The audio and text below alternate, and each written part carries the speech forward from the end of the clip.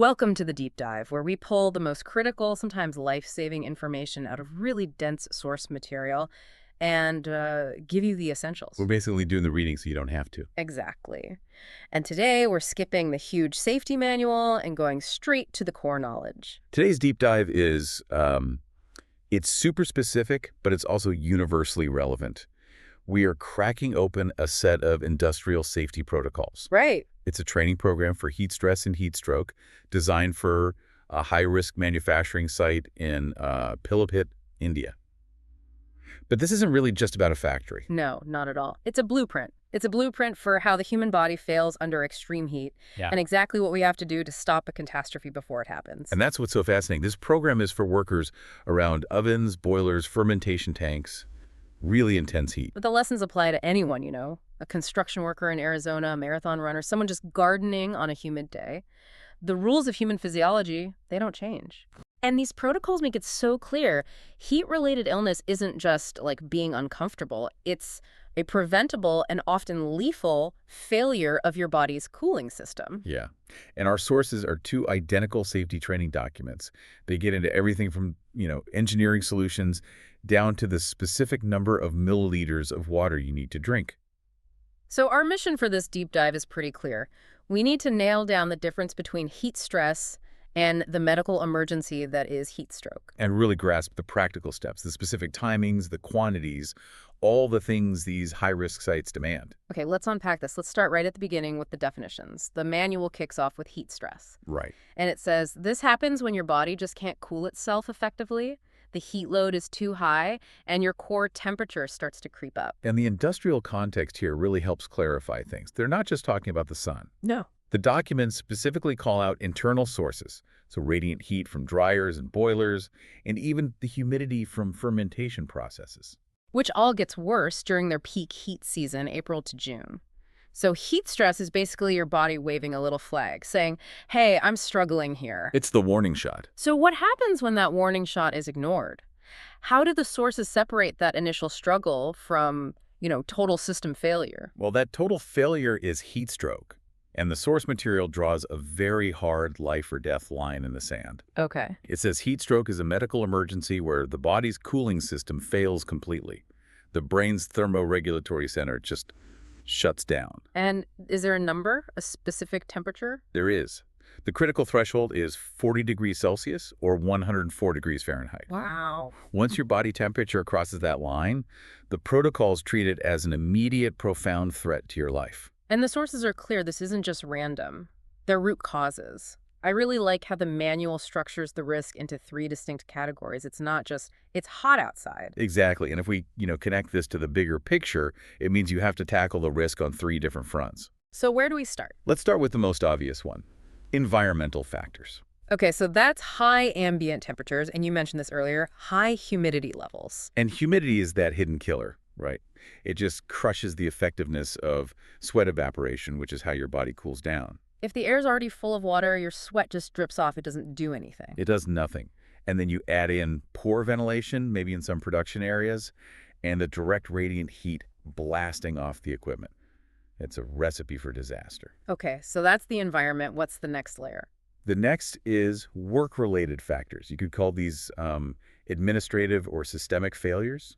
So things management controls. Pretty much. We're talking about high physical labor, continuous shifts without enough recovery time, and a big one the source points out is protective equipment. Which you need for safety, But it traps heat. It reduces heat dissipation, so it automatically increases the risk. And if management doesn't provide enough rest breaks or access to cooling areas, they're actively contributing to the problem.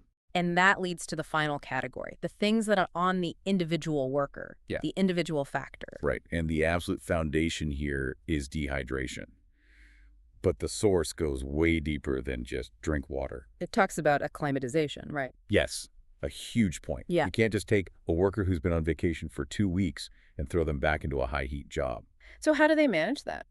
The protocol is very specific. It mandates a gradual increase in workload over 7 to 14 days. A whole 1 to 2 weeks? It takes time. That allows your body to physiologically adapt. You start to sweat more efficiently. You lose less salt in your sweat.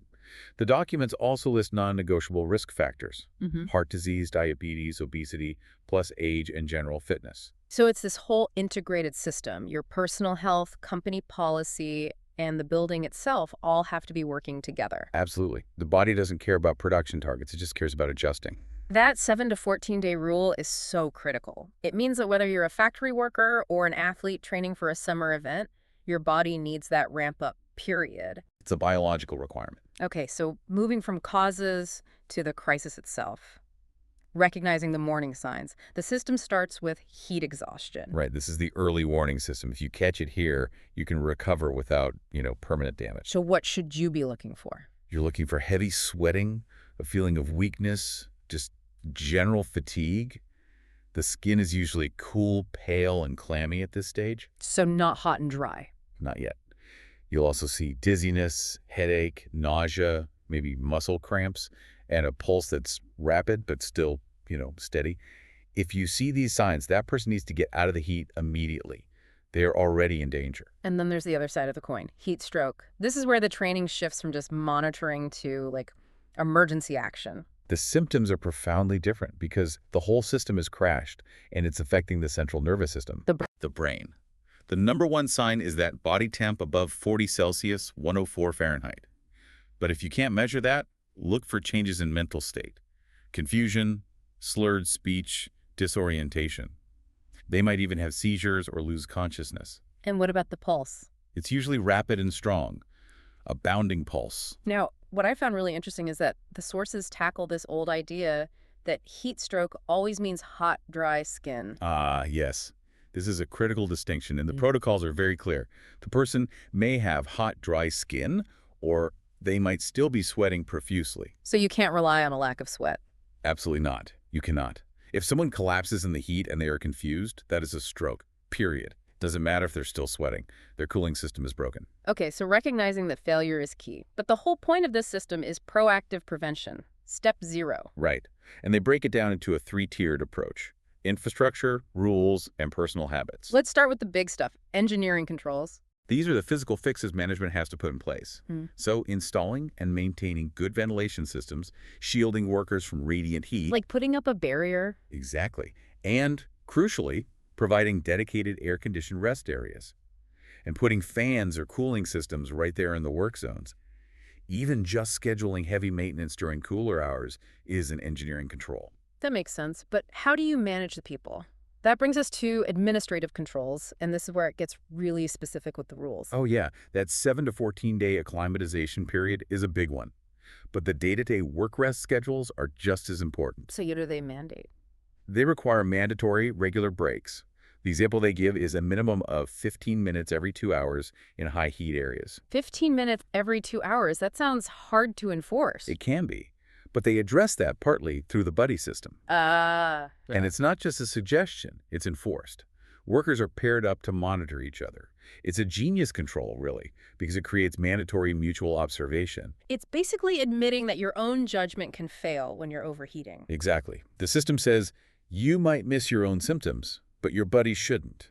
It uses that human connection as the enforcement tool. Which brings us to the most actionable advice for everyone listening: personal protective measures. And this is almost all about hydration. Hyperspecific hydration. And this is the nugget you should really take away. Workers must drink water every 15 to 20 minutes. Every 15 minutes. And crucially, not just when they're thirsty. They even specify the amount: 200 to 250 milliliters each time. Wait, that is incredibly specific. That's about a cup of water every 15 minutes. They're trying to stay ahead of dehydration, not just react to it. Precisely. By the time you feel thirsty, you're already behind.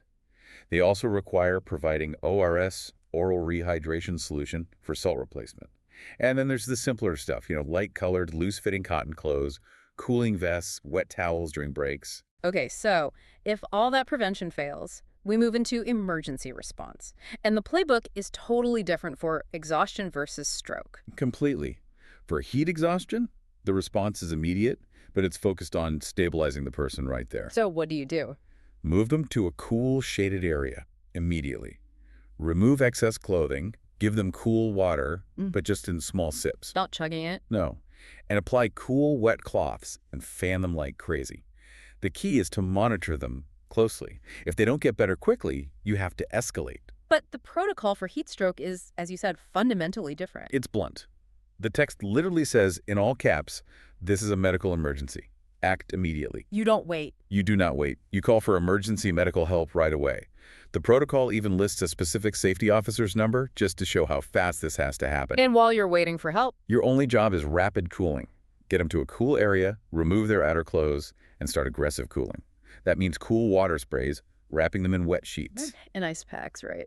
Yes, ice packs on the high heat areas, the neck, the armpits, and the groin, where major blood vessels are close to the surface, and keep fanning them the whole time. And there's a huge warning here. The protocol is crystal clear that if the person is unconscious, Do not give them fluids. right, The risk of them aspirating that liquid, of it going into their lungs, is far too high. At that point, your job is cooling and monitoring their breathing until professionals arrive. So if you take a step back, what this whole system defines is, it's a chain of universal responsibility. It only works if everyone, from the top down, does their part. Management is responsible for the environment, the facilities, the ventilation, the training. Then supervisors are the on-the-ground enforcement. They have to make sure the work rest schedules are followed, that people are drinking water, that they're watching for symptoms. And then finally, the workers themselves. They have a responsibility to stay hydrated before they feel thirsty, to take their breaks, to report symptoms, and to look out for their buddy. And it adds that reminder to avoid alcohol and heavy meals before a shift. Get enough sleep.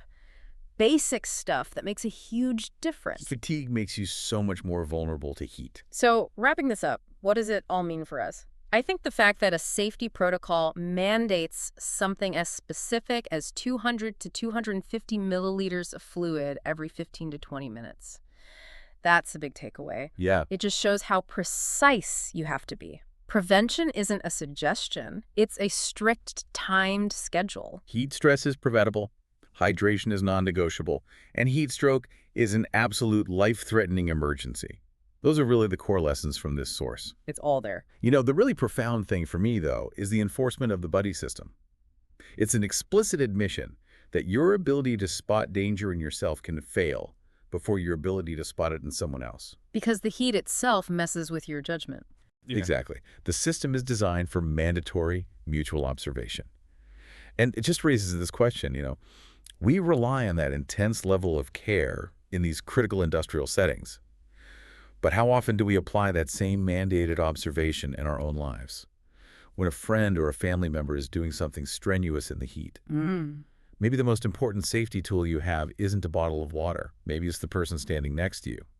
That's a powerful thought to end on. Thank you for joining us for the deep dive. Be well and stay safe out there.